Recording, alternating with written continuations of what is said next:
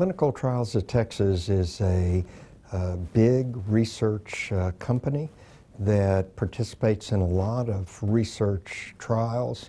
I happen to be involved in depression and bipolar trials, but they do trials in many medical areas. In Clinical Trials of Texas, we study compounds that may not yet be FDA approved, but may one of these days turn out to be the next good antidepressant, or drugs that may prevent people from going through highs and lows of bipolar disorder, or we're studying drugs that may be added to antidepressants to make them work more quickly or perhaps even more effectively. Let us know some studies you are currently conducting. Currently, I'm participating in studies having to do with depression as well as bipolar disorder. Depression is more than just simple sadness or being down in the dumps. It has certain symptoms, and you don't have to have all of these. But one is depressed mood, feeling sad, low, and blue. The second is decreased ability to enjoy the things in your life you used to enjoy.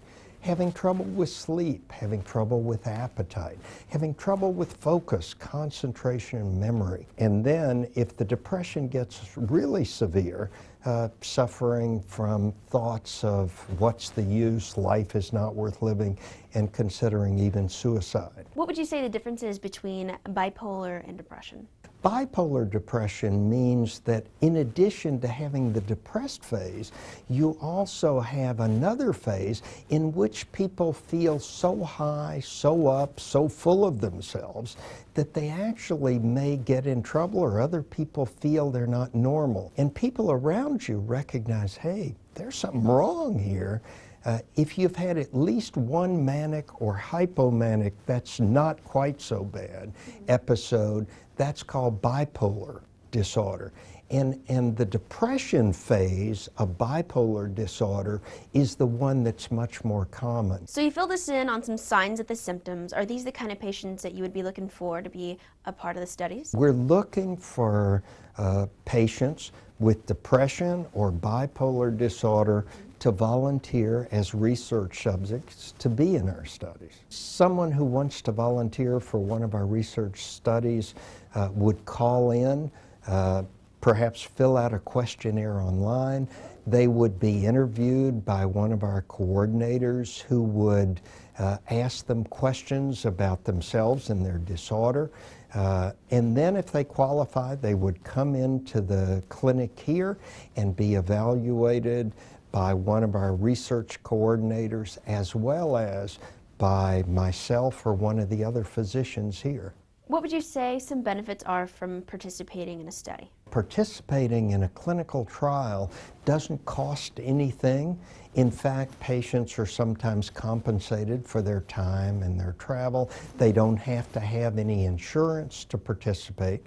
So that might be one reason.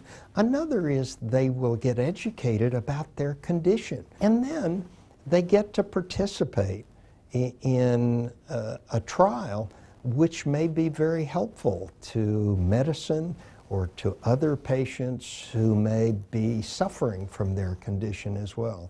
I think people should consider volunteering because A, they learn about their disorder, B, they get evaluated by a board-certified doctor, they get laboratory testing, and they may get compensated.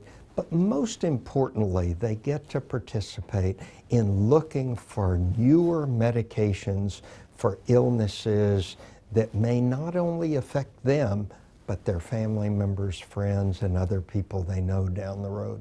Now, if this is something that might interest you, you can get more information at saresearch.com, or you can give them a call on their toll-free number, 1-866-410-4646.